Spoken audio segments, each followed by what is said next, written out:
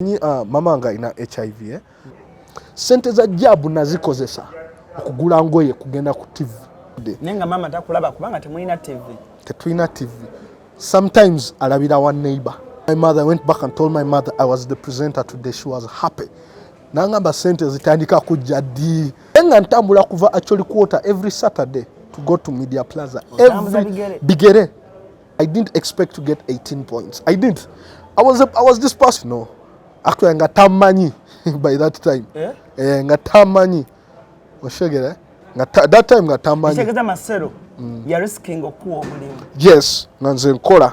Masero nga ya risking okuwa omulimu naye nga top boss tamanyi nti okolera ye. Anga tebamanyi nga employee.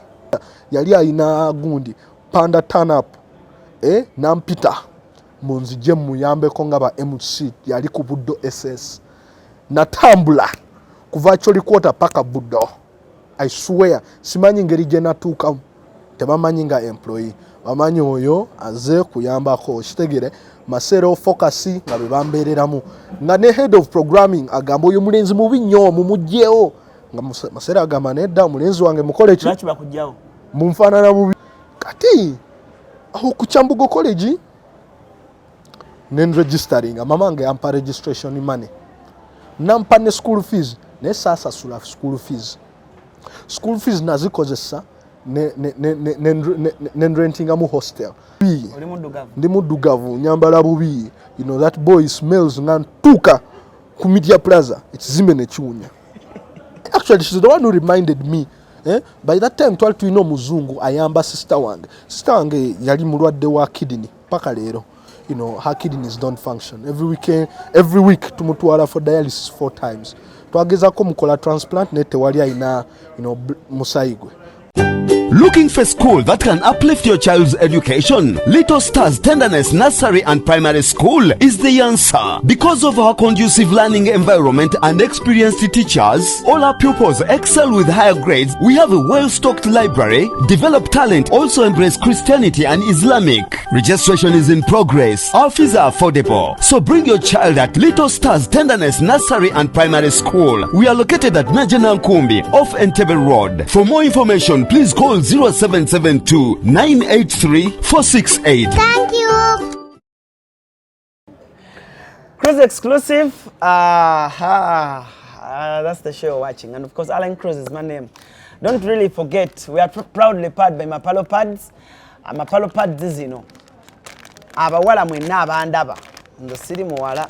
Na hini no bagambe binyuma. Mamugende mtestingeko. Kubanga mujja kujja mumbuli tulina pads empye zaze ku makatale Mapalo pads ziringa kapale nga bwolya mapalo kapale pads za kapale naye nnungi nnyo 100% cotton. Yes, period pants, free time. UNBS yagambye nti kyekituufu size zonna weeziri asagala weekwase L to XL to XXL bonna bali sorted. Yeah, banai. Ladies, you're sorted. Mapalo pads. Then tunane Avienne herbal toothpaste. Ensonga ne sambya da bulungi nnyo. Funa kawa kalungi nga kakuvaamu kintu tambya da bulungi nnyo. Abagala okulanga ne CRUZ exclusive. Mujenga munywedde guno omwaka. CRUZ exclusive nanywezezaamu ekintu. Jangu nga we onywezezza bulungi kuba I upload the show every day. So jangu olange nange naye jangu ng'onywedde bulungi nnyo. And of course today on the show I'm having my brother from another mother. Azimbi ekintu kye from dust. Nasoko mulaba musajja wange nga yesala akatengi. Ngabeera mu show yaba Humphrey. Waliwo n'akola akali akeeru akakyala. Kali kani? Vicky Biz. Vicky akyasoma mawulire ku NBS. Munamawulire. Ku Saturday. Buli kanako actually ya Saturday. Kati ali mu live at 9. Kati senior uncle oyo. Senior uncle. So musajja wange ono yomu kuba kubavubuka bengamba generation yaffe abatandika mu mpola n'agenda nga agattagatta. TV zino ze tukolera mu byaddala njabba buli amazima sente ntono naye omwana omugumiikiriza bw'ojjanga ogatta mpola otuuka ekiseera n'okwata. Bw'otunuulira abaana nga abantu abakolanga youth shows ezo oba zino ze bayita shows abavubuka ezibeerayo ku Saturday bw'otunuulira the likes of Flavia Tumusiime, bw'otunuulira the likes of MC Cuts, bw'otunuulira the likes of Fiona Kirabo yali akola ku Bukedde, Alan yali akola ku Bukedde muvuka weeyogerere, n'ojja n'olaba aba Momo 19, n'ojja n'olaba ALLANCRUZ, n'ojja n'olaba aba Humphrey nga ssaawa zino yesi owa Richard Hand, n'ojja n'otunuulira ne Humphrey wa Urban Claith, n'ojja n'otunuulira Shira Gashumba, n'ojja n'otunuulira Crystal Panda. Kwegamba tunuulira abaana abajja bakola youth shows ezo zirimu success singa ojja ng'omanyi ky'oyagala okukola n'ojja nga topapa okitegera cause ffenna tuzze nga olaba gw'oyagala okuddira mu bigere n'ojja n'okola n'ojja so bw'ozimba brand yo oba oli awo ssaawa zino kyova olaba ng'olaba ALLANCRUZ nga alina kyali olaba nga alina brand we Mama Brighton n'azimba mpolampola n'agattako YouTube channel n'ojja ng'ogattagatta youth shows ezo zikugroominga so buli mwana akoze mu youth shows ezo ku TV ez'enjawulo olaba nga alina kyagasse n'afuuka naye tekiba kyangu. Right now on the show nina omuvubuka gwentudde naye wano is the CEO of Kiromo gwali ebulaayi oba ali ebweru w'eggwanga. Omwana wo oba oli awo ali mu secondary nga gamba mami tugenda mu Kiromo waliwo event ebeerawo mu holiday ng'abaana bawummudde bagiyita Kiromo. It's a very very big event right now in Uganda, very big nga bola papo pate. Ategeka show z'abaana ab'amasomero asooka n'agenda mu tours mu masomero gonna mu ggwanga lyonna, then at the end of the year oba at the end of the term najja n'abakolera event tebaamu kwambala bubi tebaamu kuwemula n'abaleetera abayimbi tenga ya misana ereggwa misana naye namutunuulira ne ŋŋamba walayi olo ozimbye kariyayo bulungi. Yatandikira ku NBS nga Humphrey akyakola nga bamuleetamu katonotono ajja tubulya engeri jjajja ng'akizimba. Right now NTV yamuscoopinze n'emuteeka ku T-Nation era nga ssaawa zino ye host wa T-Nation eyo NTV every Saturday. Awo Crystal Panda we yava. Crystal Panda was the king of high school. Ekyo nkyogera with authority. Crystal Panda mu baana abakola show za high school. Twaki witnessingako ne Olo. Yeah, he's a young legend. Yes, nga tutuuka mu ssomero ffenna nga tutuuse nga Crystal tannatuuka ne tutula bwetti ne Olo nga ffenna tukola ffe tuliko simanyi Urban TV, Pato, Faiza, Zoe twali bangi nnyo nga tuli bangi naye nga tutuuka mu ssomero ne mutuula bwe muti amulinzi ogwo ng'abaana babalaga mwe abasigadde tebabalaba abaana balinze Crystal Panda ne bamutuusa mu kamulu ka NTV mama abaana ne bava mu DH ng'oyinza ogamba mbadde temuliimu abaana ne bava mu DH ne badduka ne bagenda nga badduka Crystal nga signinga autograph abaana ne bakaaba but ekintu kyonna okiwa time right now bwendaba nga Olo atuuka mu high school abaana amasomero ago agakabi ag'omanyi agalimu abaana abeeraga nga bayita Olo okuba MC wa prom zaabwe nkulaba ku prom zaabwe ne ŋŋamba wow omanyi neeraba nenkulaba big up to you Crystal Panda.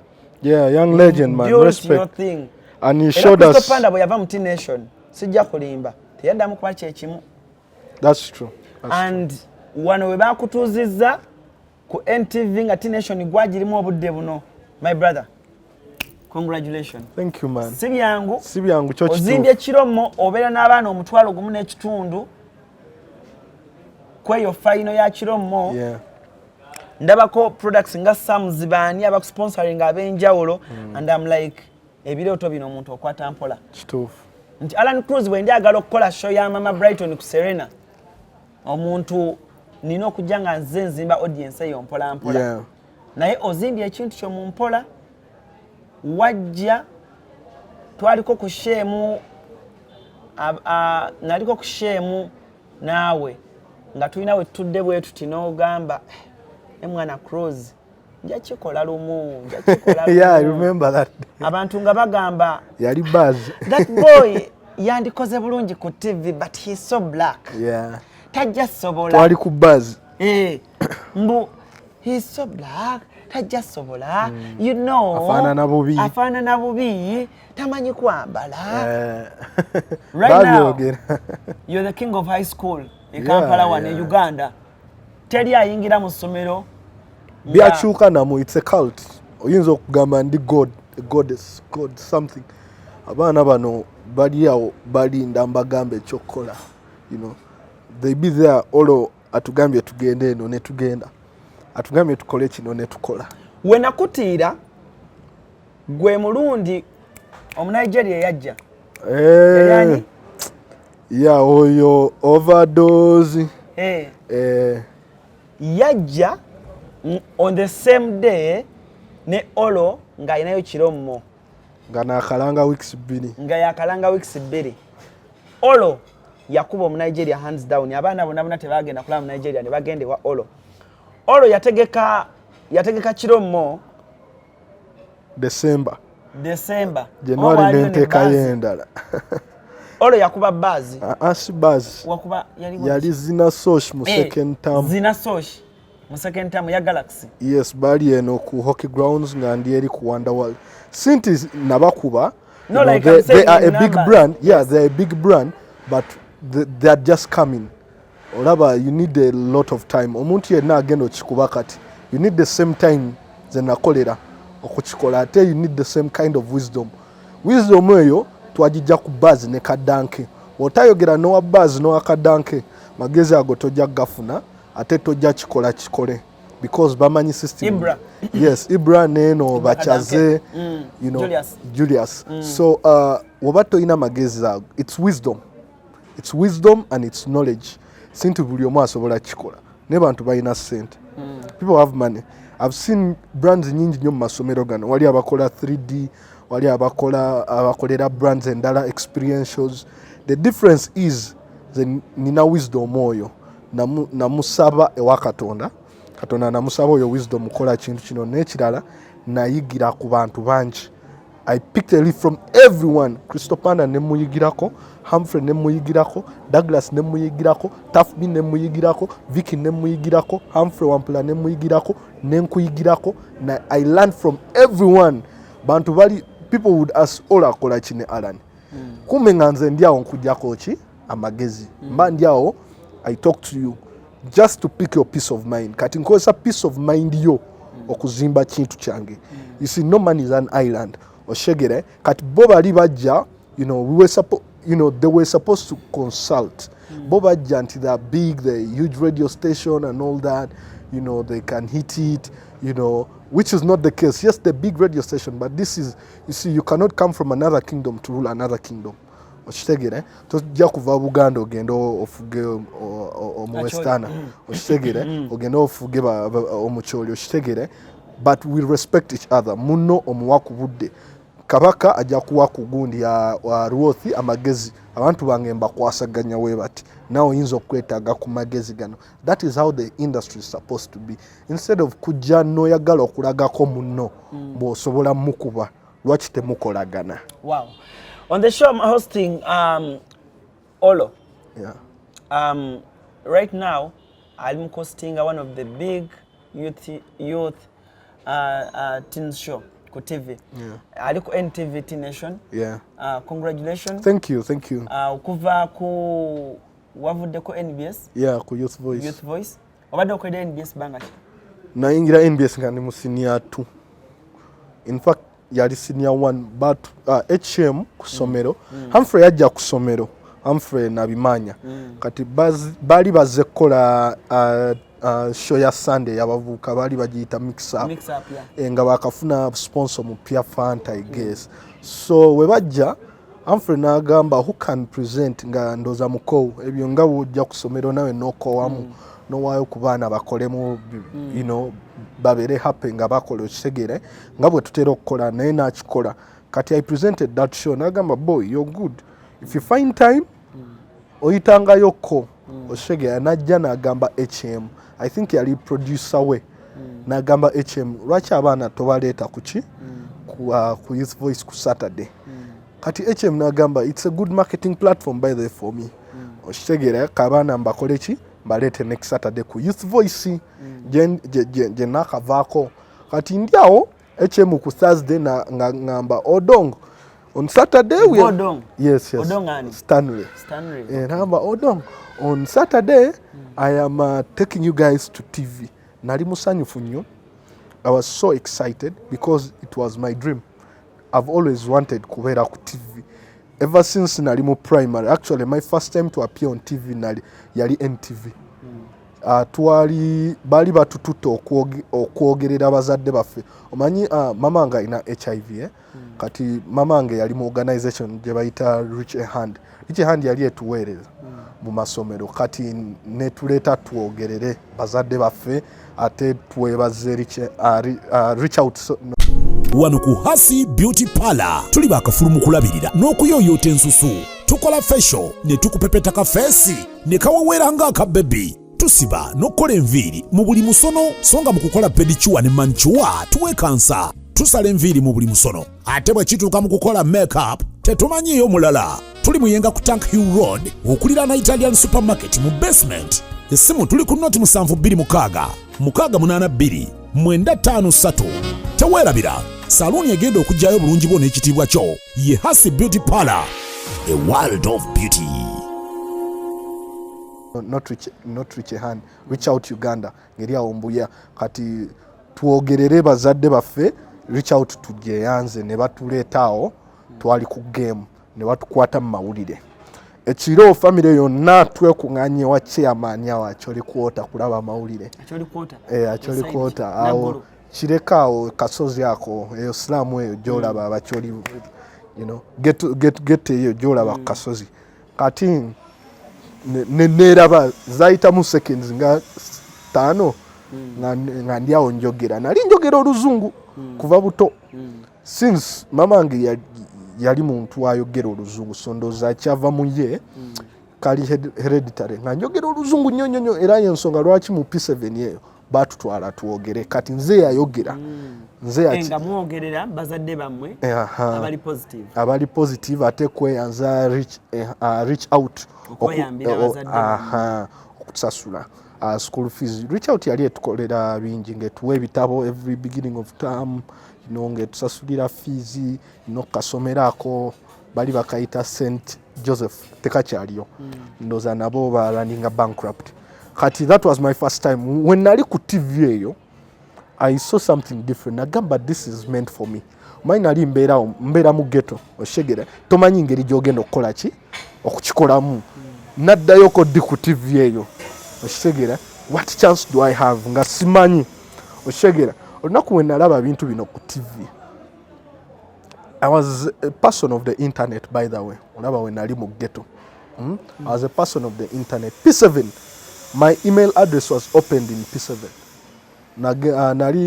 Twali tutunda scrap ya Acholi Quarter ngofunayo ku kido ogende ofune ku budde bwa cafe awo Kyamboga awo waggulu nga Kyamboga ina cafes nyingi abaana we bakolera research nga tusomba scrap tusitula chako tusitula bibaga bya chako tutunda scrap awo banda buli wamu twali ghetto nga yefe oshegere Acholi Quarter nga buli kimu tukikola oshegere tutulira abantu mazzi kati wokoze bulungi ng'ofunyeyo nga 10 nnyawo 13 ng'ogulayo kasaati awo banda market ogendayo keri n'ofunayo kuki ku budde bwa internet cafe kati nali awo ku NTV lunaku olwo nga ndaba nga tulaba TV fenna nali sharp nnyo ne boogera ku internet ku mawulire ago how you can be able to find a lot of things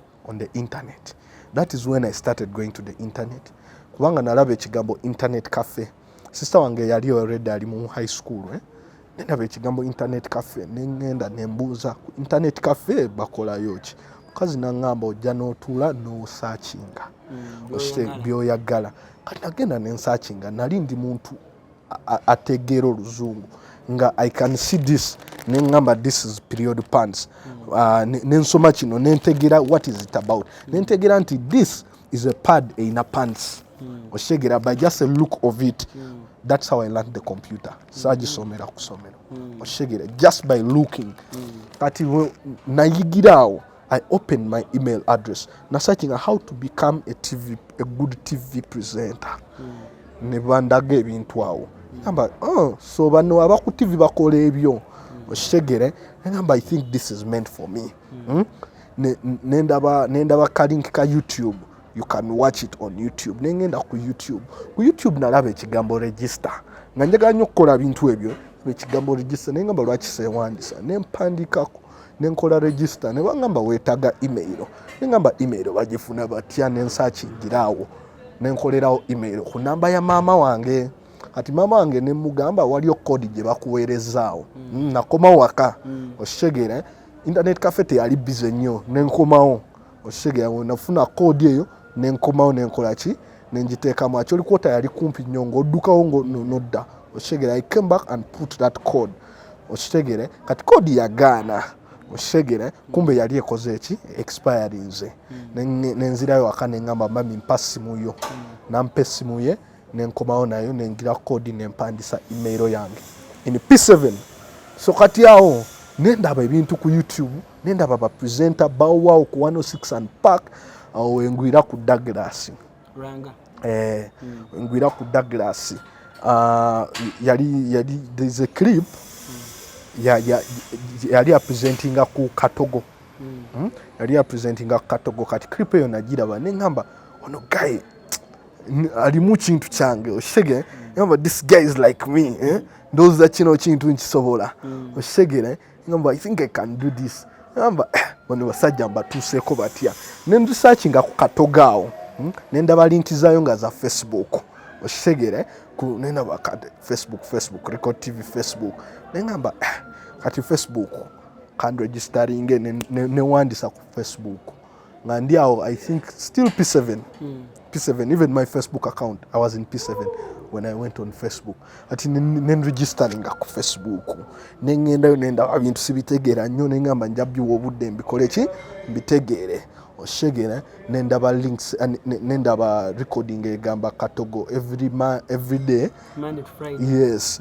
Nengamba so this is a TV show nengenda Kati wakyamaninga wala nenka neiba kafe kaina ka TV nebalabirako gundi busopu bwokka fenna tujuleeyo oshegere ngene wa neiba ne mugamba njaga kulaba ku TV waliyo show njaga okulaba nenswama nendaba daga nengamba this is exactly what I want to do nemukopaawo bichi kati P7 yagwa nengenda mu senior 1 bali bampita na daga kankugambe ku ssomero nenga njogera oluzungu oyinza loza siri wa senior 1 oshegere kati oluzungu olwo nasomera kasomera awo senchi na mugongo nga tekali nnyo up then right now kali kamanyi cause naitawo oshegere nasomerayo naye those days yali awo oshegere kati somero lyonna neri focusinga ku mulenzi ayogera oluzungu yani ayogera oluzungu we watyo I was very fluent. I was grammar ngoyinza okugamba nabisomera oshegere but I was a person of research nnyo nga nzenze ka aina Facebook account kusomero lyonna oluzungu walogeranga because actually quarters musinga kosa luzungu tuli bakyoli oluzungu nalwogera because my mother yali ayogera nnyo oluzungu ate yasomamu tatange yamujjamu kusoma biki ebyo biseera ebyo tatange yali mujjasi nga tanafa naye yafiira sirimu ebyo biki naleka mama wange nabyo neffe tetwamufuna oshegere kati mami gyali kati nze nayiga oluzungu because of my mom nekirala nalwagala nekirala nalaba nnyo kati kukula okwo grammar we yakyukira internet ebyo okulaba bawa okulaba daga okulaba bani shows zali nyingi ku YouTube rap music kati we nayigira rap music nayigira ba Eminem nga nze rapper ku ssomero oshegere nga nze rapper nga nze kaina Facebook account ku ssomero lyonna no ba senior 60 bayina oshegere kati ne influencing aba classmate kugira Facebook abana ne batandika okugenda ku Facebook ebiseera ebyo twali tuyina Facebook 0 oshegere obeerako nga toyina tereta kifaananyi toyina data naye ogendako okozesa n'essimu eno upeesa n'ogendako nga exactly kati mu senior 1 awo kati nagenda mu senior 1 nafuna by the 12 aggregates ate nali wakuna ku ssomero lyaffe ate nga saasoma na bitabo bali bangobagoba nze yali avayo ku ssomero ngenda ku kafe ngenda kutunda scrap biki sisoma bulungi nga ndi nnyo ku street njiya noonya ekiddako nga nkiganye sigenda sula mu gete eno paka nga nkiganye nakigana mu mutwe yes sigenda bonaabona paka kyonna kye neetaaga okukola ngenda kikola nga kyendiko nga kyenoonya ng'ononakulanira maama wo yes exactly nga kyetuliko okitegeera nga basita bange tebabitegeera ono oba ali ku ki ne muzadde nga tabitegeera nvayo ku ssomero ngenza okusomba scrap kufuna kiddo kyaki kya internet cafe kufuna olwasa lwa internet cafe ng'okolerera kufuna internet cafe nga zenkolera okitegeera kati nga buli omu everything kankugamba nga bw'otuuka ku cafe togenda ku YouTube togenda wa ogenda ku researchinga presenter yes akoze batya ayambadde batya gwe yagamba wali ondaba mu bitenjitenji kati awo nga waliwo we nasearchinga awo mb'olina okubeera ng'oli smart nnyo okitegeera zikwe kuyiya ebitenji ebyo ng'olina okubeera unique nnyo olowekuba ebitenji bannaye nakusaba oserera anti ng'oyambadde akatenji nolyako buno obukofiira nga ndinga ka crown nga nzenna nzirugala wakubanga akatenji nolyako buno obukofiira bw'obutenji buno anti nga mbiraba mu Nigeria ku internet nga ndaba bakikuba nnyo kitegeera nze ne nfuna design nenkola sente nenzitwalira tailor wawaaki oli kwota mwerabidde eri nnyo oyo gayi yambeererawo nnyo nga mpa obugoye obwo nga tanzigyeko sente ng'akimanyi ngenda ku TV olwo ajja kunjogerako ndi mu audience bino Amfred byalatika audience kati ndako gwe buli Saturday ng'otungisa akatenji kakugenda mu audience nkutidde mbere unique anti nga nkoze research you have to be unique okitegeera ate wentuuka kushombera unique nga bonna banjogerako olwo bayambadde biki nga mpulira nkikubye nze muli nga mpulira nkikubye naye nga abewako bagamba otyakolako NBS bakimanyi bo bali bakimanyi nti olwo ali mu audience naye mamange yakivaako n'agamba mamange yali akimanyi my son is sharp mamange nga kimanyi nti gwe yazaala ali sharp oshegere nga yakimanyi mu mutwe oli musinia tu ndi kasinatuuka na musinia tu kankugambe mbadde nkyakugamba awo musinia 1 kati musinia 1 tuli awo sente tetulina ziwera oshegere eza school fees reach out ekoma mu P7 okitegere naita nnyo actually byanyiza mu mamange because yali asubiranga 4 shegera nga akimanyi mwana wange mugezi naye saasoma sali mu bitabo naye ate nenfuna 12 abaali basoma nga tebaziwezezo shegera naye nga nze nkimanyi singa nasoma singa nafuna ezo 4 shegera singa somero lyakikuba nnyo kubanga nali nemanyi ekitabo nkitegeera kati musinia 1 awo tetulina sente ziwera oshegera sister wange omukulu asoma mamange mukozi tuli basatu mamange ng'akola second mamange akola mu kasomero wakayita International School of Uganda nga support staff ayonja makirasi cleaner nga every after class ya cleaning classes ezo nga sente zafuna zakozesa okuweerera sister wange omukulu ali mu secondary kati nze n'owange twali tuli mu ki scholarship ya reach out oshegera kati mu senior 1 yagezaako okutandika okwo naye mu maaso awo maaso g'omwaka nga tekisoboka sister wange omukulu wuyo ali mu A-level ali mu senior 6 nze nyingidde senior 1 omuto akyali oba mu P5 oba P3 oshegera kati nga kikalubamu okitegere tuba tuli awo ku ssomero twali tugenda mu MDD ne batugamba Writers Club ne bagamba Writers Club erina okukola speech waliyo agenda okujja ku ssomero mugenyi mukulu Chinese ambassador to Uganda baali bamuyita His Excellency Zaoyali yajja nga ye ambassador wa China to Uganda kulaba abaana talents zaabwe biki nga director w'essomero ali mu ministry that's how yamuyita yali alina connection ze kati ne bagamba ani agenda okuwaayo speech HM n'agamba Odongo yagenda okuwaayo speech nze linnya lyange kati yali litandise okukyuka nga baana bampita olo because of Facebook. Ku Facebook nze wena registeringa ku Facebook nali simanyi mbulinnya eryo lizze. I don't know how it came. Erinnya ne lijja Olo Stanley. Nze nali saagala teekayo linnya ly'Odongo kubanga nalaba basire abangi nnyo nga teri ateekako erirye oshegere ngamba sigenda ateekako ly'Odongo nenteekako O nenteekako Stanley mu registration. Mba ndi awo when I relogged in ng'erinnya Olo ngamba kantwaliraawo oshegere linnya Olo we lyajjira teriri serious nze nkikugambako oshegere kati baana ne ba HM n'agamba zawo yali kati ne bagamba nze agenda okuwaayo speech. Okuwaayo speech bampa speech nga bagiwandiise yali amaanyi nnyo ne ngikwata mu mutwe ekipapula ne kimbulako kati ne ngamba ekipapula kimbuzeeko naye ebintu nali mbikutte mu mutwe noza Mukama yali akola ebintu bye kati olunaku lwa speech lwatu. Looking for school that can uplift your child's education? Little Stars Tenderness Nursery and Primary School is the answer. Because of our conducive learning environment and experienced teachers, all our pupils excel with higher grades. We have a well-stocked library, develop talent, also embrace Christianity and Islamic.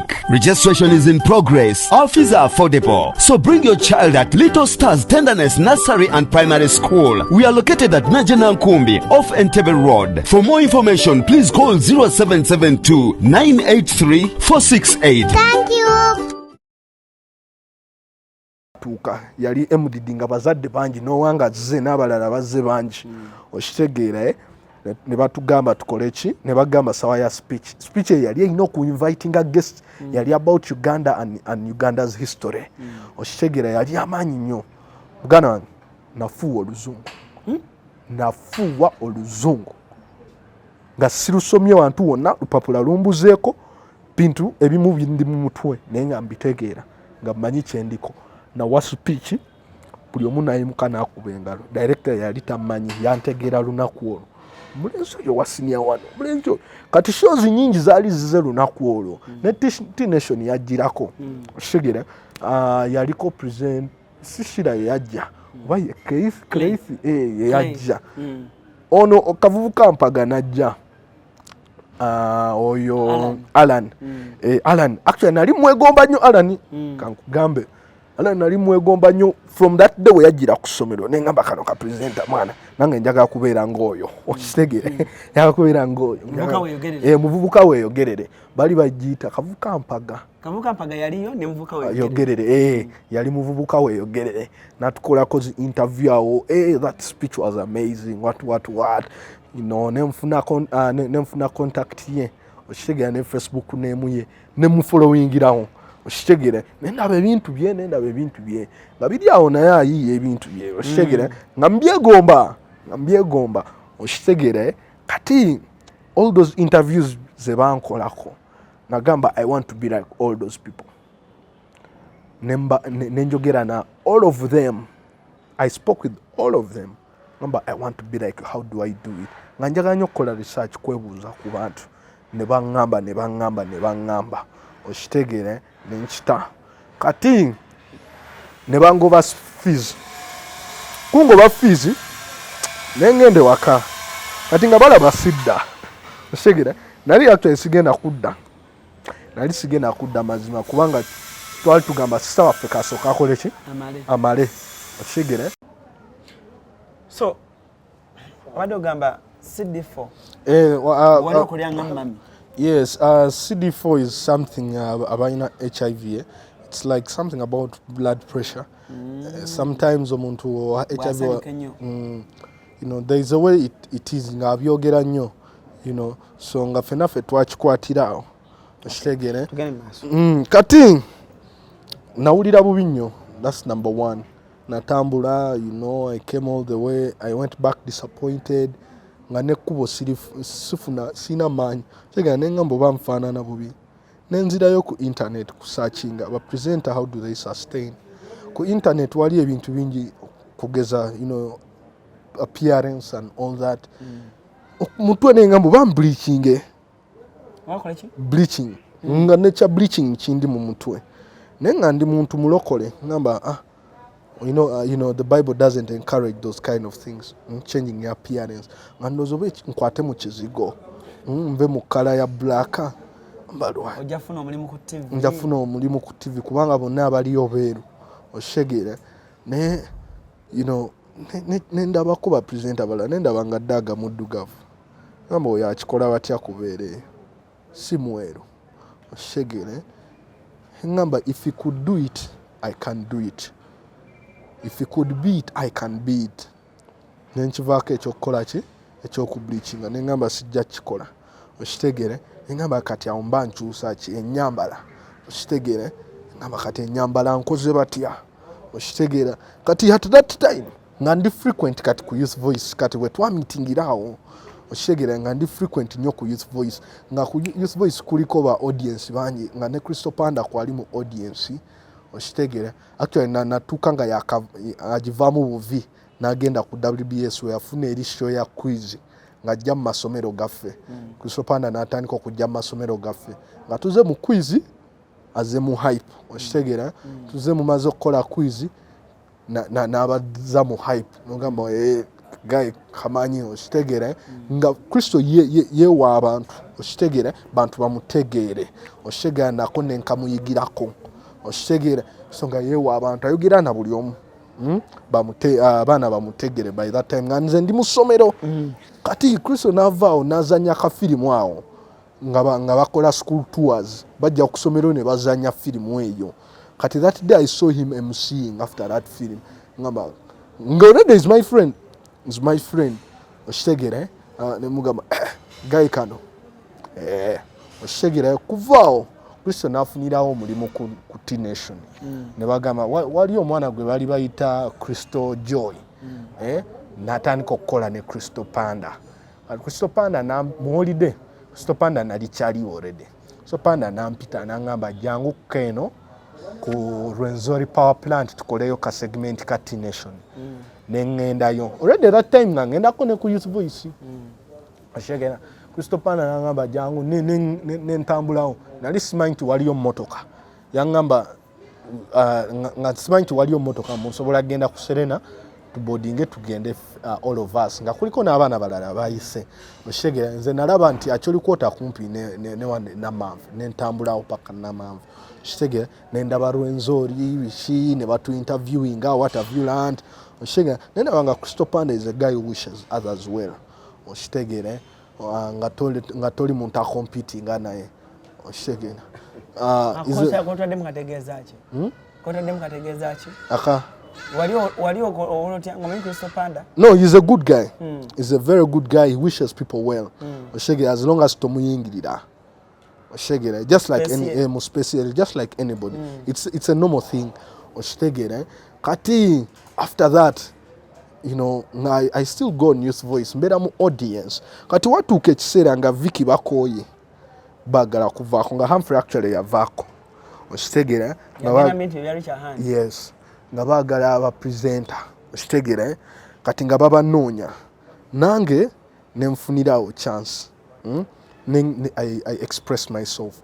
Producer baali bamuyita Masero ne muweereza message ku Facebook mpanvu nnyo ne mubulira ebintu byange okitegera ne mugambe ne munnyonnyola embeera gye mpitamu okitegere waka story background biki tetwesobola biki ebyo n'agamba tofaayo nja kuyiyiza mpola mpola gwe jangu ng'obeera mu audience okitegera kati omwaka ogwo I think I was already now in senior 4 omwaka ogwo waliyo Radiant TV Academy Awards nga tezinafa ku Serena twaliyo okitegera kati Youth Voice yawangula award eyo okitegera kati nze it was good thing twali ku Youth Voice mu audience ne batugamba ani agala okugendayo ne ngamba njagala nga buli kimu njagala kugendayo ne bampa ticket mu go there okitegera ate ticket yali ya table okitegera kati nenfuna ka prom suit kyali actually kali kange twali twakava mu prom okitegere nenga sina ngato nengena kyali wange ne musabe ngato bali bamuyita kayemba nga ali eyo namugongo natambula paka namugongo nenfune ngato za kayemba kubanga zali z'amaanyi nga twogerera ku Facebook okitegere ku simu ya mamange kati kayemba nampa ku ku ngatto ze nakozesa ne tujja ku Serena. Natambula paka ku Serena, nali ndi mu kashoti nga nkimanyi suuti eyo ngena ajja mpala nga ntuuseeyo. Okitegeera, nava eno misana natuukayo sawa nga 10. Okitegeera, kati natuuka eyo nengenda mu zitoyi zaabwe. Okitegeera, negiragirawo nenteeka mu kasuuti ako. Twali awo ku table nakulabayo ne Crystal Panda yaliwo. Okitegeera, kati awo ne bagamba the winner is Youth Voice yagiwangula nga baviki tebaliyo, teri agendayo. Ojukira netumayo nengenda ngoyinza okugamba nze presenter. Okitegeera, kutuukayo we bati when abadde ntambula when I was going nga wali ebigambo bye ndikola lyaso ku mutwe, kumbe nga byengenda okukola ki okwogera. Nentuukawo ku stage, ojukira speech eyo yali amaanyi nnyo, nange sigijjukira. Okitegeera, ne speech yali amaanyi nnyo, buli omu yayimuka nakuba engalo. Omulenzi nateekamu maama wange mu mboozi. Okitegeera, nga njagala nnyo maama wange, ate byali live ku NBS. Okitegeera, maama wange tebabiraba kubanga tewali TV, tebagenda wali mu amasannyalaze oba tegaaliwo, yawulira bubi naye naliko ku TV my guy. Okitegeera, Masera awo we yalabira nti ono mulenzi ndooza kintu asobola. Masera yalabira awo ogenza okupikinga award ya Youth Voice. Ate nga njogedde bulungi, nagamba kalenzi tukaweko ku chance. Saturday yo ne bampa chance. Okitegeera, ne bampa chance. Actually before that Saturday, ku Tuesday yo nagenda kusaba ewa Prophet Elvis Mbonye. Nali awo ku church ya Mbonye nga Cynthia yantuteyo. Cynthia ndoza wali omujjukira kali kagira afro. Cynthia natutwalayo. That day ku church yajja twali awo ku Uma, I mean Chadondo Rugby Grounds. Musumba yajja nankwatako we bati nagamba your story is changing this weekend. Nayogera n'erinnya lyange. Omusajja nze namutya olunaku olwo. Cynthia yampita, Cynthia kali kakyali kanga njagala nnyo kubeera. Oba Cynthia yagamba omusumba erinnya. Oba naye Cynthia yali tamanyi linnya lyange lya ddala. Banga buli omu amanyi olwo nga tamanyi linnya lyange lya ddala. Musumba yakuyita Odong? Ya Musumba yampita Odong Stanley. Nagamba I confirm you to your place this weekend. I confirm you, ebigambo mbijjukirayo wadi. Odong Stanley we yankwata nali simanyi nti antuuse nako. Nga ndi mabega siri mu maaso. Cynthia we yamugamba singa tanoonyeza. Cynthia nga tamanyi na wentudde. Kubanga Cynthia namugamba nzija nenzija nga tamanyi na wentudde. Okitegeera nga ye yafunye ekifo kye mu maaso nga nze ndi mabega. Musumba nankwatako mu kifuba. Prophet Elvis Mbonye. Mwina ni namba ye. Nankwata mu kifuba. Yankwata mu kifuba. Nengamba ni yankutte mu kifuba. Nga ndi wano we bati nsaba. Yankwata mu kifuba we bati nangamba Odong Stanley yampita erinnya. Nengamba ni yampita. Ate nga ndi ku screen wali bandaba. Okitegeera nali ku screen. Odong Stanley, I confirm you to your place and no one will ever remove you from there until you want. Nengamba which place? Nembirowoozamu ndowooza. He knows what he's saying.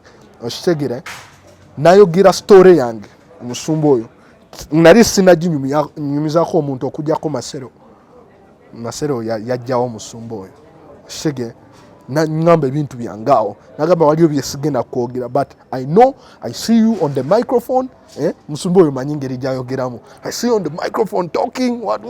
Okitegeera, nendowooza oba ndaba ku TV mu audience. Nagamba nedda, this is a prophecy. Na missingako lumu twali ku Serena Kigeeyo. Prophet Elvis. Yes. Yampisiza ddala bulungi. From that day my life has agawa osajja ali namugwako bugwi. We had never met. He needs to put you in your place you want to be. Pastor Prophet Oyo Elvis mwagala nnyo bantu. mufune mu budde bwo. Ngenda kulagaana ogundi. He's my good friend. Oyo musumba sogerangako naye up to today I've never spoken to him. Ne timu ye yajjako mu school tours bagiyita oba Uganda Students Christian Association bajjako. Nze sikyagenda na mukusabako. I don't go, but I know that is the prophecy that put me there. From that Saturday up to today, I left Youth Voice when I wanted. Last year, I decided after NTV reaching out to me. NTV had been following up for the whole year. Nali sagala kutambula, nali sagala jivaako. naye I reached a point last year nga what I needed was not being provided. Yes, you're giving me salary. No, don't go there. Don't go there. What I needed was media support. I needed media support. And I was, instead, bali bangamba, you need to separate Chiromo from Youth Voice. Yet it's Chiromo that is pushing Youth Voice. Yet it is me that is pushing Youth Voice. Students are watching Youth Voice because I'm going to their schools on Chiromo and their proms. Got some of this content mwe postingira ku TikTok. Olabe TikTok yanga akuze because of students content. When posting ebyange abantu tebabifako.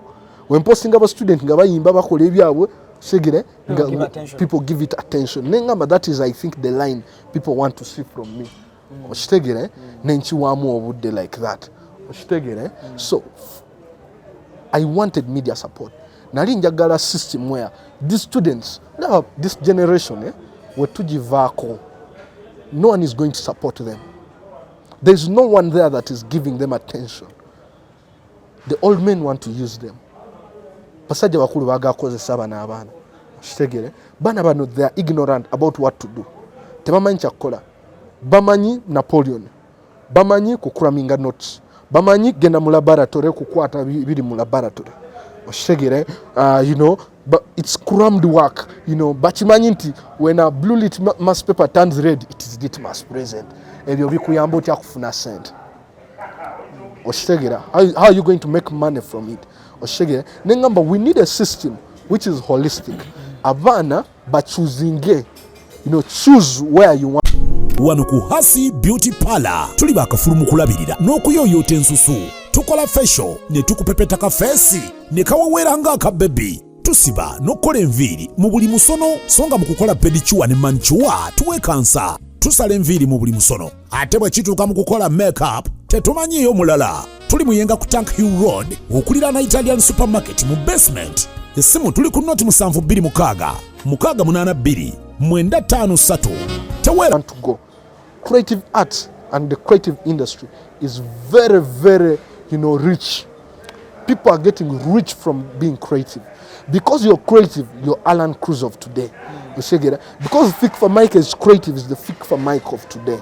Ochitegera ngambo musawa singa fike kufuna sente okujjako nga neurosurgeon, you know, those big ones nga ina so many hospitals ochitegera za koleramu ngamba asinga fike. I work once in a weekend. I'm not bragging, but bring a lawyer, olete bank details, otekewe zange.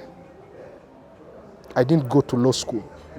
I went and did a diploma in journalism at UMCAT School of Journalism.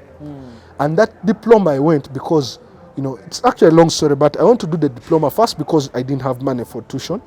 Secondly, I did not register for Pujab forms. Yet I passed highly. Sente za jabu nazikozesa okugula ngoye kugenda ku TV. Mama wange yazimpa. Up to today, I still regret that. But still, it built me. Sente wazuko nakozesa sente za jabu.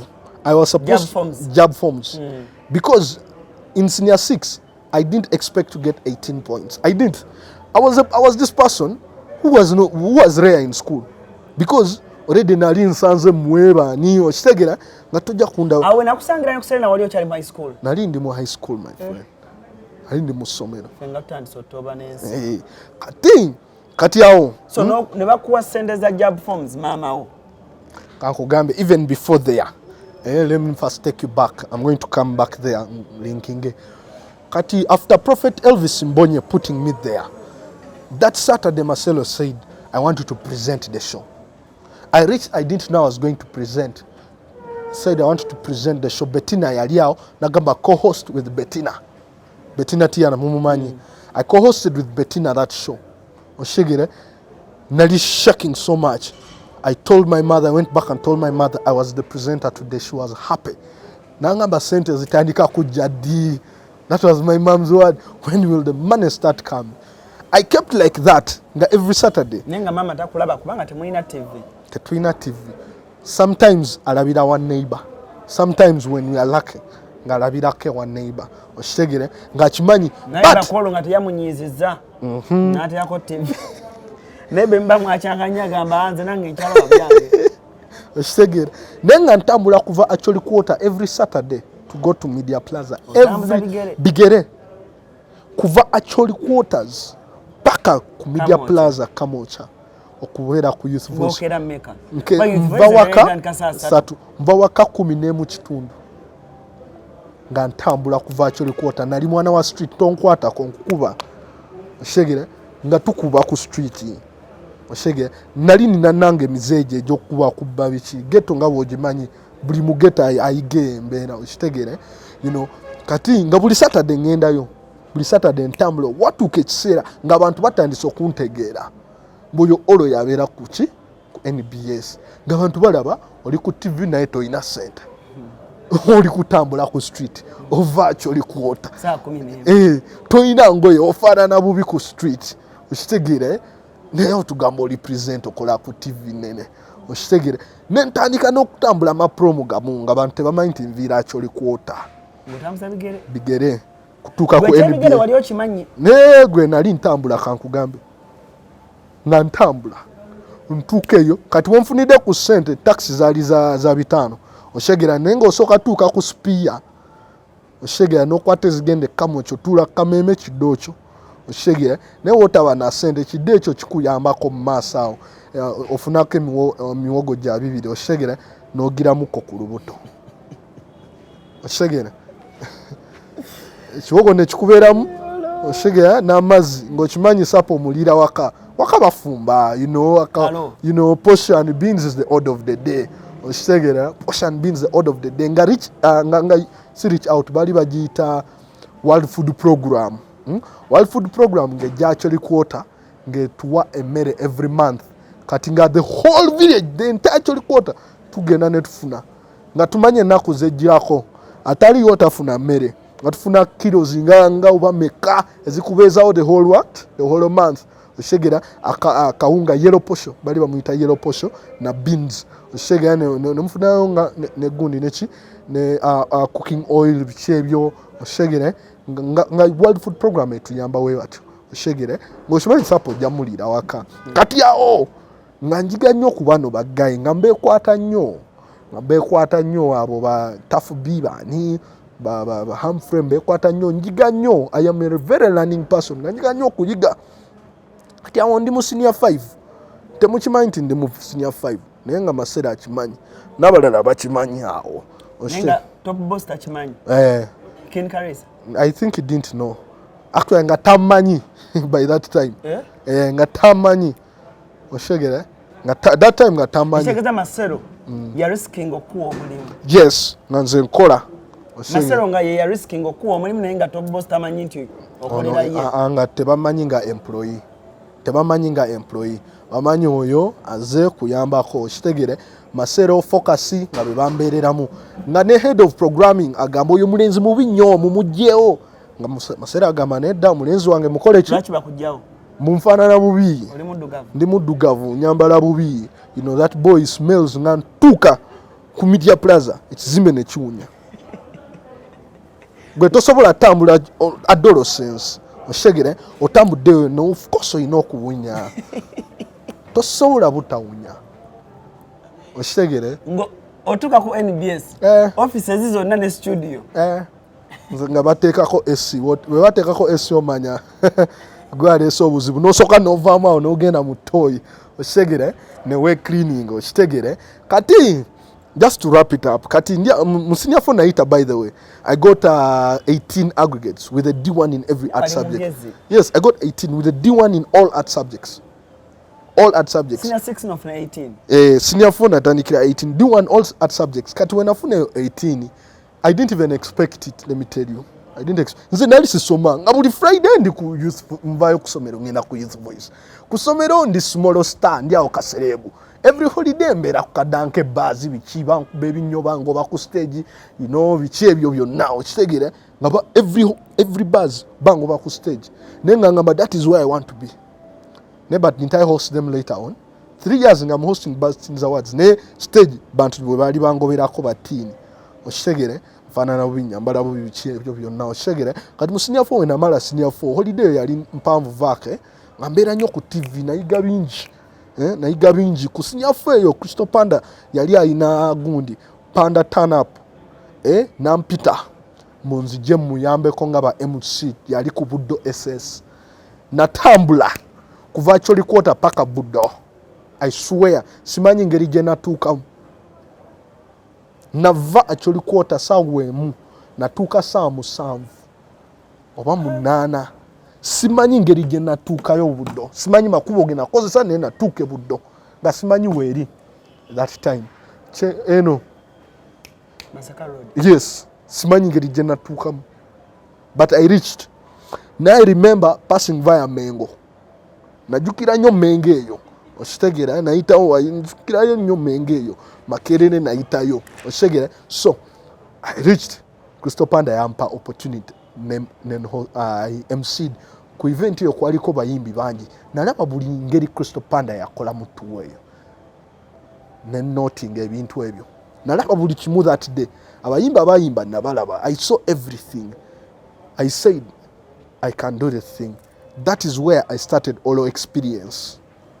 Shege nengamba kantandike ekintu kye bayita all experience nange ngende mu masomero nenkiriramu bamasero ba focus nga tebabiriiko shege tebabiriiko bo bayina ebirala bye bagobaawo okitegera bali mu birala nengamba let me do it myself oshege when natandikira all experience kati mu senior 5 somero lyangamba salawo. You either want it because bagamba we want you to bring for us 20 points in the school. Senchizito bampa kati basare. Full. Senior 5. Ne bagamba you either stay and study or you leave our school and you go and do your TV things because nali stuck somero mugana wange. Nali sta nyonyo. Wasala wochi. Wasala wochi. Mugana wange agamba HM. Ne bampandikira expulsion letter. Ne bagamba mulenzi wamwe we have expelled Dog Stanley because of indiscipline. He has quarreled with the HM sayomba naye. HM namugamba this is my passion. Nde kamfulume every Friday. Nkomeyo ku Sunday. Kimanyi ndi mugezi ebitabo nja bikwata. Oshegere I was his best history student, trust me. Nze nga njogira history nga ninge yaliyo. Nga njogira history nga ninge yaliyo. Nga literature nafuna mu D1 mu O level. Nga I know literature. Wenzo gamba musomesa oshegere ngambi manyi nyo oshegere. So bano HM nagamba if you don't want you go. Mama wote wamenya mtima yamenyeka nyo.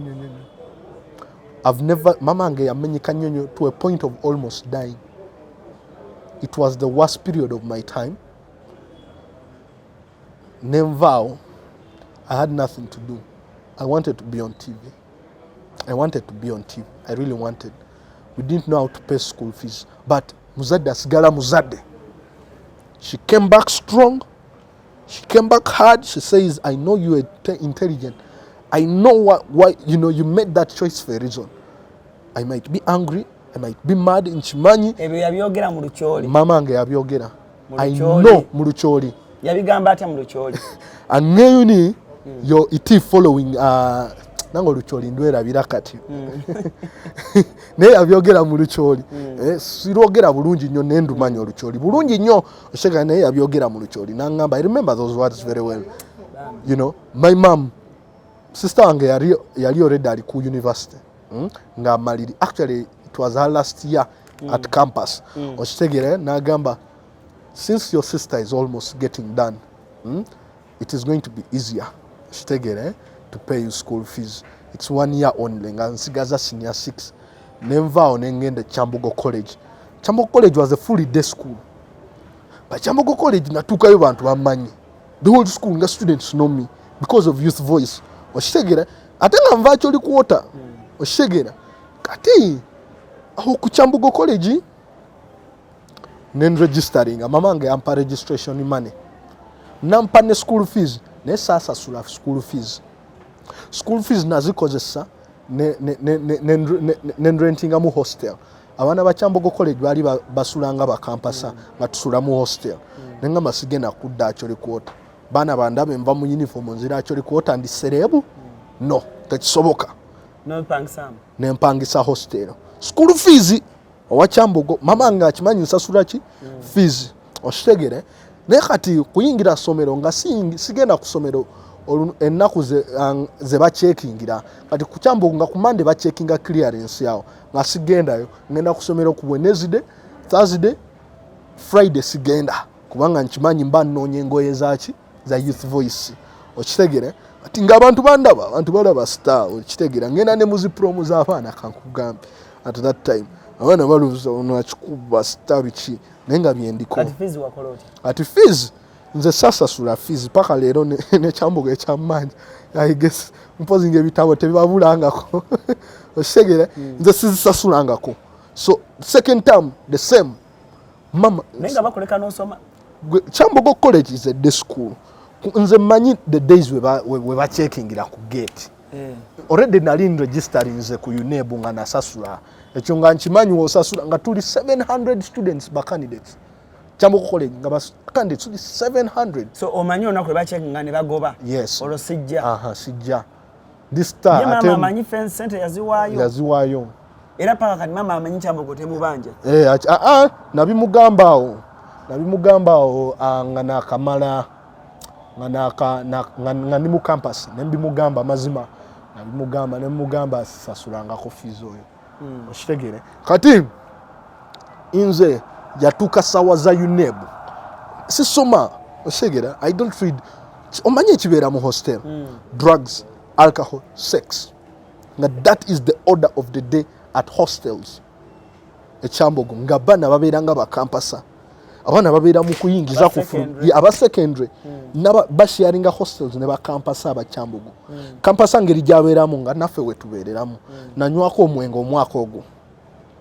oshegera I took alcohol that year peer influence peer pressure sex alcohol drugs abana baba mu Njaga abana baba mu you know all these things nga students by high school bana tebali vagina nga omwana fulumya omwana wa senior 2 ng'okimanyi oyo wa senior 2 ng'okimanyi oyo omwana wa senior 2 omumanyi n'amutwala mu hostel ng'omwana sivagina yibaka naye n'amuzaayo nga it is the order of the day.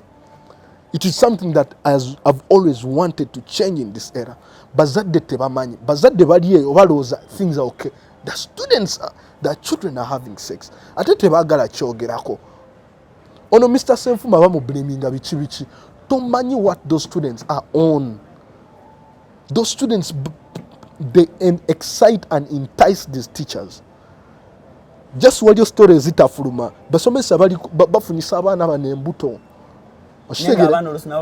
abana baze abana bagala sente kangambe I was in the west oyina tweet je wakola yes no gamba omwana yakusaba esimu yo wagamba otya abana bagaga nawe no but baby mu oyina tweet je wakola jidde omwana ba planned kid bali 2 weeks to end the school ojasala mwedi yali somero 2 weeks to end the school omwana twagendayo ku somero lyawe nga tubaleetedde event okitegere omwana nangamba can I talk to my daddy man all I want to talk to daddy you know biki ebyo nemuwa simu ye nangamba daddy hi this is me sijja mwogera alinya you know nangamba dad you know I'm out of money I need some money how much yagamba muzadde I want like 8M nalina yao gwe nendoza asaga ofa bogira kyao muzadde we na depositinga 5M ku simu yange on my personal phone 5 million Uganda shillings 5000000 nengena nenzi withdrawing omwana nemuletera sende nampako 15 actually she's the one who reminded me by that time twali tulina omuzungu ayamba sister wange yali mulwadde wa kidney paka leero you know her kidneys don't function every week tumutwala for dialysis 4 times twagezako mukola transplant nete wali aina you know musayigwe oshegere so we are just waiting for God to bless us with someone who has the same blood group you know so waliyo omuzungu mamange jakolera eyo kasomera ako bali bamuyita CRUZ yampe simu na nyonyola CRUZ yali ali ku Facebook yali ali UK ne mugamba I need a phone I want to be a star bino byenkola bichi CRUZ yawereze simu bana tebagibba essimu. After like two weeks, zenze kaya alina akasimu ako. I was happy because now I communicate with mommy at that time. Mama wange yangamba yambuza, when are you registering for job? Nga it is her thing, nga chimanyi ngenda nsome ku government nkole law. Oshitegera nga chimanyi mwana wange agenda beera lawyer. Mwana wange mugezi nnyo. Nga nange nchimanyi nga kindi ku mutwe, ngenda kola law ku Universty. Oshitegera sera kyatuuka muganda wange nga neetaaga sente tebansasula ku TV. Oshitegera I need money. Nakozesa Looking for school that can uplift your child's education? Little Stars Tenderness Nursery and Primary School is the answer. Because of our conducive learning environment and experienced teachers, all our pupils excel with higher grades. We have a well-stocked library, develop talent, also embrace Christianity and Islamic. Registration is in progress. Our fees are affordable. So bring your child at Little Stars Tenderness Nursery and Primary School. We are located at Najana Nkumbi off Entebbe Road. For more information, please call 077 Bufioyo gulangoye eza Youth Voice ngoye zo zenkozesa kugenda ku Youth Voice bichi ulanga peya nyata nao nganziddamu nzirecyclinga. Oshitegera ebiseere byonna nali ntandise okuva ku bitengi nga ndaba banvuma nnyo namba waye bitengi kansoke mbipoye. Oshitegera kati ngeri gye nakolamu UNEB toyingira Kyambogo College oba tosasudde. Oshitegera biseera bya exam nze sakola mocks, I swear. Sakola mocks nga sasudde fees sigenzeeyo. Muzadde nagamba nti results namulimba results nti mfunye 14 points. But mocks are hard. Mulimba obeere accurate. Wanga buli omu akimanyi mocks ziri ki nzibu. Mamba sakoze bulungi nafunye ka 14 yawo 14 points. Nagamba okay, I know you will do better. Netugenda ku UNEB. Okimanyi nali mbuuka nga fence ku Kyambogo College okuyingira essomero. Twali baana bangi nnyo ba candidates nga wotuuka wali ku examination point twetaaga just clearance ya mbuwa wa registering tebetaaga fees clearance eyo nga tulina clearance. Oshitegera tulina clearance nti this is registration clearance, I registered. Oshitegera nga tubuukira eri mabega nga nva ku hostel sawa nga 11 nga tuli baana bangi abatasasula nga tugenda ne tubuka fence ne tuyingira tukola bibuuzo. Natula history, natula literature, natula zonna nenvaayo. Ngambe ekyo kiwedde saregisteringa ku job naye nga bafollowinga bichi. I don't even remember when they did it. Oshitegera bibuuzo bikomawo we bati. Tuli ku bunkenke. Mama nga ayagala kumanya results. Twali ku TV ya neighbor nga nkomyewo nvudde ku hostel. Nga still nvaawo kugenda ku Youth Voice. Twali ku TV we bati. Nali mugezi nnyo nga science mutegera nkimanyi we releasing results tesobola genderawo nengamba this is a system ekola we bati. Mama wagamba results released. Oshitegera ba HM ne baweereza amanya gaba fees defaulters ne bazikola ki ne bazisilencinga tebazisilencingirawo batwala ku time balina okuzi nengamba kati nze nina okubala nga tebanabikola ebyo. Mama we yagamba exams officially released nagamba kangezese nga naguze airtime 10 ezo ndi ku simu ya mami nensindika esooka. Oshitegera immediately nezigana okudda eyokubiri nagisindikirawo immediately results nezidda. Weba wakubanja fees results ezo tezidde zange zakomawo. Twalaba nga tulina 18 points nga tulina 18 points emu history emu literature simuki mu entrepreneurship ndoza gundi yagiramu awo eki bagita batya accounts ndoza zezansumbuwa kubanga nakikola accounts nawe obwo omuntu obwo era yensonga lwaki nagana submath nga sina budde bwa practice naye singa nakkiriza submath nengamba eyo 1 point eyo kankole koni singa nafuna 19. Oshitegera nenafuna 18. Oshitegera mu ayisitinga ninemu muzadde wange nasanyuka. Mami yali musanyufu bana.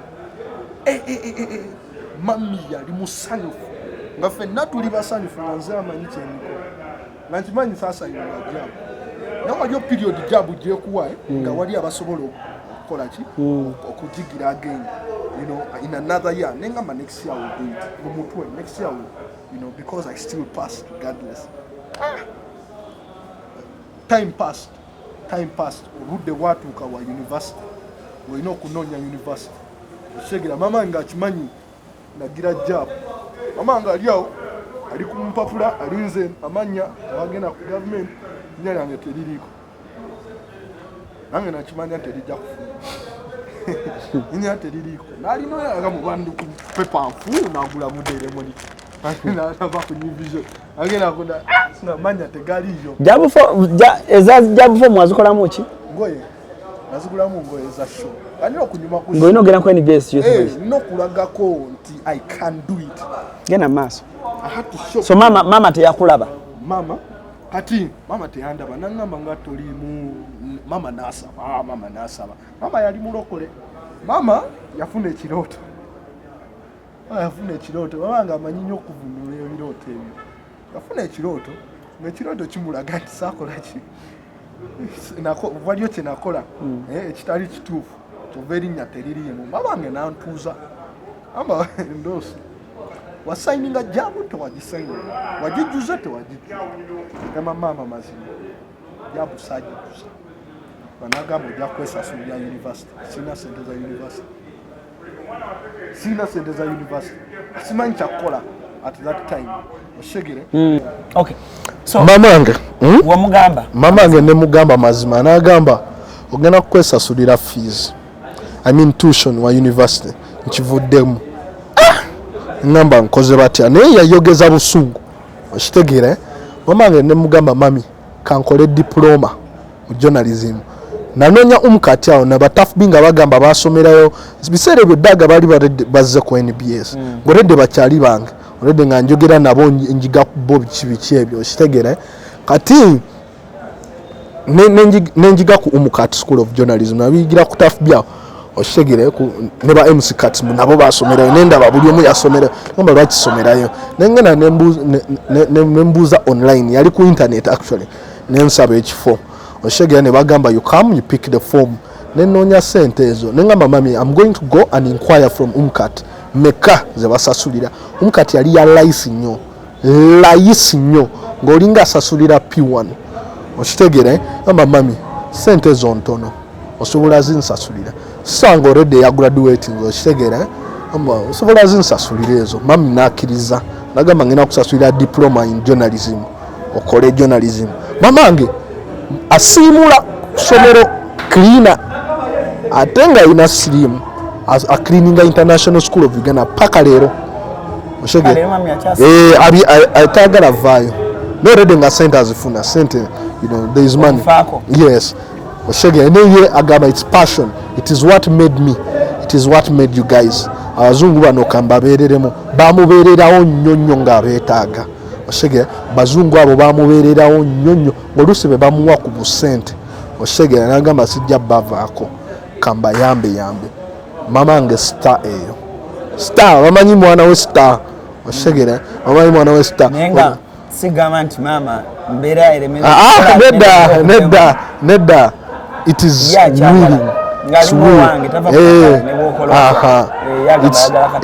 it's willing it's what made it oshegera okera kumacha nagendayo oshegera nakola navaayo omusalo gwo mutono nnyo ogumuyamba just pocket change oshegera n'ekirala sita wange nabyo bimuyamba muko sita wange omuto tuleeta money from all pools because dialysis wa bei nnyo dialysis a single session is 450 olina omukola yes olina ogikola 4 times in a week wetuba tetulina sente tumutwala ku mulago wetuba tulina sente tumutwala ku nsambya because nsambya is more experience you know I mean technology wa waggulu okitegere kati mama nakkiriza nantwalayo ku omukati wenagenda ku omukati nalista nawe nagamba director man nze ndi distance omera ku somero toyina baana nkola ku TV lwaki kibeera ambasadawo oba lwaki temumpaawo ka scholarship nkole ki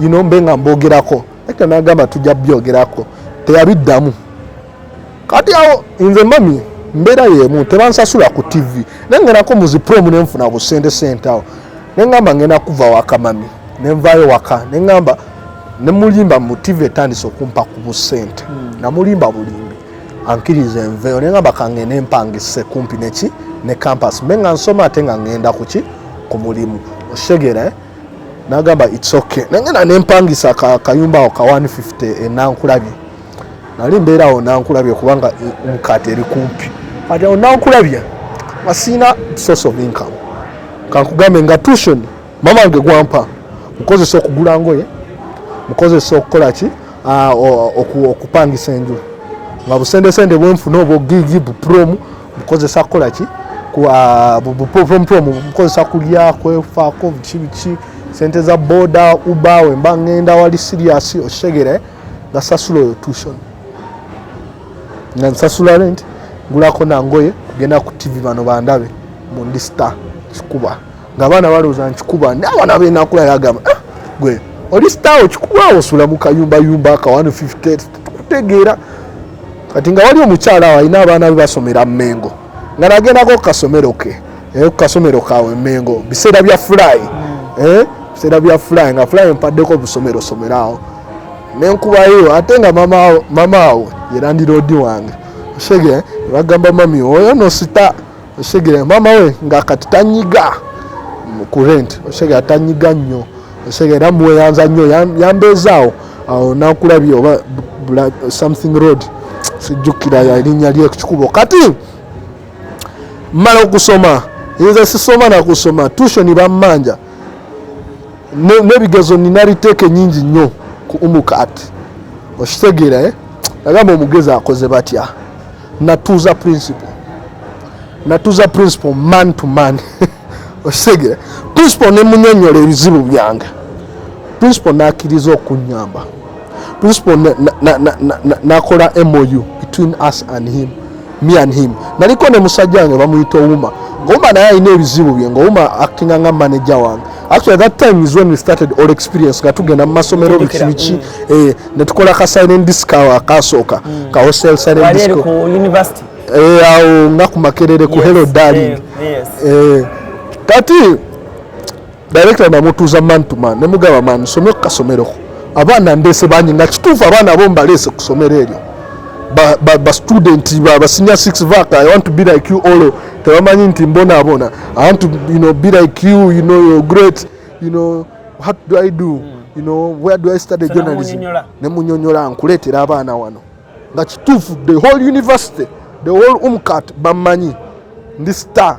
nyingiranga star kankugambe ngebyana byonna byange eri ku umkat nkugambe osegera kumbe ndi mu bizibu byange kati linnya lyange teriri mu graduation list nina kye bayita retext nga actually si retext nino zikola paper director yantegera ng'omuntu principal nagamba we are going to give you a chance to redo them. I redid all the papers kuva mu first year paka awo nenzikola zona nali muntu mugezi noziyita nziyita bakutekira ne banteeka ku graduation list ne bazimarkinga nga wallahi musajja yakoze paper no Ouma twakola wamu no Ouma nga tubeera ewange wano ku Hasi Beauty Parlor tuli bakafulu mu kulabirira n'okuyoyota ensusu tukola facial ne tukupepeta ka face ne kawawera nga aka baby tusiba n'okola enviiri mu buli musono songa mu kukola pedicure ne manicure tuwekansa tusala enviiri mu buli musono ate bwe kituuka mu kukola makeup tetumanyiyo mulala tuli muyenga ku Tank Hill Road okulira na Italian supermarket mu basement essimu tuli ku noti 72 682 953 teweerabira saluni egenda okujjayo bulungi bwo n'ekitibwa oshegera ne tukola research ne tukola ki ne tusoma nga tumanye encha is media law ne tulikola research ne soma ku bitabo abaana ne tubasaba ebitabo byabwe ne bangamba just nsasule ki sente za ritekezo okitegera ne nsasula muganda wange director yajjayo fees zonna zenali nokusasula nangamba we are putting you on scholarship nateka MOU ono mwana yali asomera ku scholarship. I swear to God musajja yantasawo nengena ku graduation list. I was the MC at the graduation.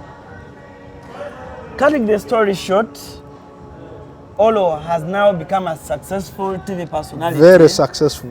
Okoze kiromo event etambula bulungi mu statement yemu Wakrosinze okuva ku NBS wasibude bulungi okuva ku NBS okudda ku NTV wasibude. Yeah, bulungi nnyo. It was in a good way, by the way. They understood eri bategeera okitegeere navayo. I've decided no matter what nagamba, you know, because they could not adjust to the timing and all that. I wanted a time where, you know, abana bali balaba Youth Voice naye nga si bonna lwabudde. Youth Voice yali kumakya nnyo okitegeere saa bbiri za kumanya kati nga abaana bacomplaininga nnyo. We want to watch ourselves, we want to watch our show. Kati I was lucky enough that time NTV ngetandise okunoonya. Nali mbalala when they reached out. Nali ndi ku school tour. I was visiting 35 schools. Nga nfunye busente bwange okuva ku kiromo eya Wonderworld eya Miss High School. Nga nfunye ku busente. And it's their part of the money. I remember very well how much. It was 75 million, which I picked from, you know, part of the event money and went to do a school tour to empower a region. Nalaba mawulire nti the highest HIV status place in HIV ranked Yembarara. It's among the young people. Nengamba, we need to save these young people. Nenva nganze nengamba uma let us go. Oshegere I took the money. Sente tezikomanga wezo. Abana baliyo 225 ku Kosia.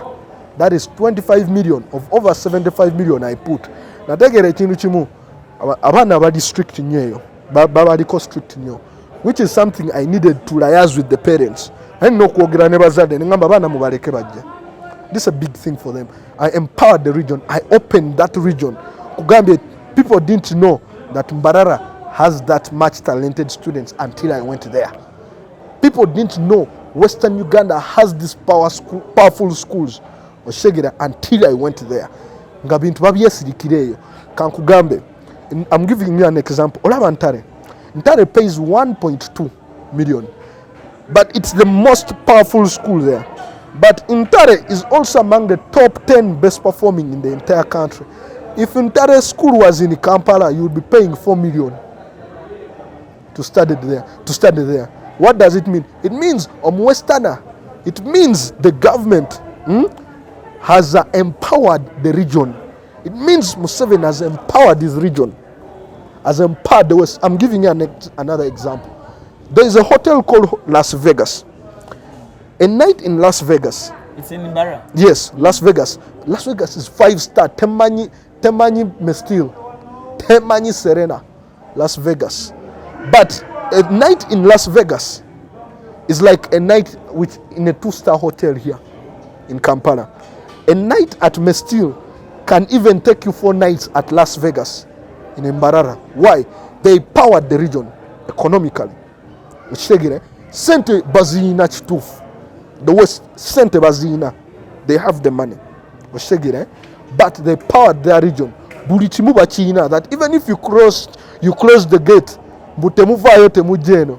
Baina burichimu. Bakacheche chibava tebavayo. Aha. Erikati region yawe kacheche tasobola vao. It's like a country of its own. Oja kuwulira ekigambo mbu Ibanda, olowooza Ibanda kyalo. My friend, until you reach there, it has some of the biggest schools. Omanyi Ibanda SS, Omanyi Kibubura Girls. You would not know them until you go there. They are top schools in performance. You're kidding me. They are top schools. Omanyi Shema Girls. Temanyi masomero gabawala gali wano. Naye olaba Shema Girls esasula 500k school fees. Rubaga Girls esasula meka. Bikulidde wano ku show. Rubaga Girls esasula meka. Simanyi. They are coming to 2M, I believe. If Shema was in Kampala, they would be paying the same money as Rubaga Girls. Kitegeeza nti the lifestyle abantu gye balivinga. It's expensive here. Balivinga life ennungi at a cheaper cost. Exactly. That's how the government empowered them. Wali mwe basinga bali mu government. Bali mu banji webati. Omwana abeera ne cent. Omwana abeera nga muzadde we aina cent naye nga omwana taziina eyo. Naye nga muzadde we aziina. Oshege nga muzadde we mugaga nnyo aina faamu y'ente komeri ayina ebizimbe Kampala naye wodde eri ebizimbe si byebimu okitegere. They have powered the region economically, education okitegere. Tebekuba nkokola eyo. They don't do it. They don't do it. Every business is successful. Every business, which is different from Kampala here. Yet they have population. Bazadde bafa kubana wali. That is why even successful people here, successful Westerners in Kampala, are taking their children that side to study at Ntare, at Mbara High. Ntare itself, I'm going to give you another example. Ntare school. Abanabo, they have the liberty to leave school at any time. Nobo sazeo sawa satu za kumacha. Oyagala kuva musomera ajivamu. Toja mustopinga. By force? Si by force. Ajivamu. A gate is open. Ajivamu na afuruma. Neo mwana tajia kuvamu sawezo. Ajia kulinda Friday regular vemo. Agena kube pate. Musomera Friday evening. Batambula. Tosobola bus stopinga. Bazade wa bagaga. Naturally, they are powered. Bamanyi what to do at the right time in the right place. Abana. Na ye baita. Bagamba totuteka ko mateka. Tumanye chokola. Nateka chiromoku. DJ Brax yakuwe kayimba ka Lil Nas Industry Baby. Abana katoba mugobe. Industry Lil Nas tumanyi musiazi. Video zetu ziraba. Ne video ya Industry Baby tujiraba. Abana nga bajimanyi katoba gobo oyo musajja. Katoba gobe DJ. Nange nze yali MC yao. Video yali mochi following a music oyo. Lil Nas video eyo Industry Baby ali naked ali ayambadde nga bakazi bichi promoting kayimba kagena you know I told you checho abana bamu they have discipline bagamba tetwagala busias muloza tuli basias nete tuli the school banyiga nze aba coming down. I speak to the students at a personal level. Bampita papa, bampita brother, bampita bro, bampita sa. That's how the students call me. Njagala ngendeko yo West ndayo ku masomero ago. Kati bayina abana banyirira eri. No, what I'm saying, that's the reason as to why HIV nyinje. Edi teacher somero limu, I'll even say its name. HMO you warned me. Nangamba students are sick here olo. If you have come and you know you're going to have sex, use protection.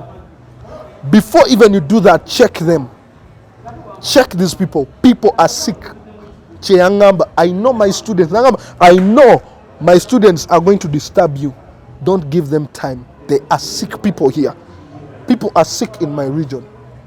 Nanyumiza story ye you know his Hassan ngeri je awona mu HIV. I was like, wow. Ngamba people are sick here. Oshegera ate abana bato bali kwebaka ne basajja bakulu bahonare babaddayo. Businessmen batata babachali babo babasanga muzi hotel. Nze nkugambye tosobola genda embalala nogenda mu bbala lyonna novayo nga toyina mukazi tosobola pozinga olingo baba akukolimira. Njagala okumaliza show yaffe y'olunaku olwaleero. We shall continue from there. Ne olo Atlanta Hotel Wendy right now music atandise okuplayinga abantu baba nkwaniza aba clients naye nga every Saturday ku T-Nation. I want to appreciate NTV for reaching out. First of all, the Isochi Romo was a good thing to partner with. Balabanga Chinchirunji to empower the young generation. I want to appreciate the different partners, you know, that support the young people. And what I wanted to say before we finish, you see these pads? They're very good. You need young people to use these pads. This is very powerful. Omanyi padding kuliko pant. We are in menstrual hygiene management. Omwana nga yambadde pant nga ya pad. Yes. It is more convenient. Oshegere asobola kola kintu kyonna, can do sports. You know, she can do sports. We are calling it you know, period stigma. Abana baloza because I'm in my periods I cannot do certain things. It's because the kind of pads they're using do not allow them comfort. Don't give them comfort. But if a pad is like a pant, I can jump, I can play netball. You know, I can sing, I can dance in the dance group, even if I'm in my periods. It means I'm not limited to my potential. Good. Thank you so much, Olo. Webale nnyo Thank you so much. nnyo mapalo pads ngenda kutwalayo tulabenga twagala n'ekiromo tulabenga ekintu kino kigenda ddala mu maaso bulungi nnyo. Thank you so much Akim, Sharif, Hogan, mwena. Show mpanvu nnyo naye oba ogirabye okuva gye twadangidde okutuuka obudde nno nga tumaliriza. Ebadde so educative, ebaddemu ebintu bingi nnyo. Omuzadde yenna yalisaanye agirage ku mwana we. Nja kwongera okukyazaako ku issue y'abaana. We need abaana bangi abasasulira abaana mu masomero ag'ebbeeyi na biki. Ate osobola okulabula ku muzadde oba okubagamba bye balina osalako n'ebyolaba mu baana. This very week kambagambe kino nga tuvaawo abazadde abaana temubawa budde. Abaana bano bali exposed, bamanye ebintu n'okubasinga balaba ebintu naye they are making uninformed choices because teri ali babulirira, because namwe temuyina budde bwabwe. Oshegere, it's called modern day parenting. Omwana ali ku simu omugize batya omuteachinze batya tagenda in early sex, tafuna pregnancy, tafuna HIV. People are having sex. Abana bamwe bali kwerya kale gemazima. For now I'm out. Say bye bye. Wano ku Hasi Beauty Parlor tuli bakafulu mu kulabirira n'okuyoyota ensusu. Tukola facial ne tukupepeta ka face ne kawawera nga aka baby. Tusiba n'okola enviiri mu buli musono, songa mu kukola pedicure ne manicure tuwe kansa. Tusala enviiri mu buli musono. Ate bwe kituuka mu kukola makeup tetumanyiyo mulala. Tuli muyenga ku Tank Hill Road okulira na Italian supermarket mu basement. Essimu tuli ku noti 7266 682 953. Teweerabira saluni egenda okujjayo bulungi bwo n'ekitiibwa kyo ye Hasi Beauty Parlor, a world of beauty.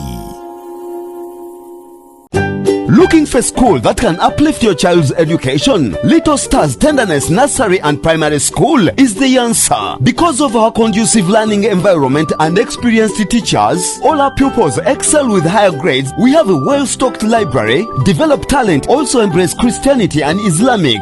Registration is in progress. Our fees are affordable. So bring your child at Little Stars Tenderness Nursery and Primary School. We are located at Najana Nkumbi off Entebbe Road. For more information, please call 0772 983 468. Thank you.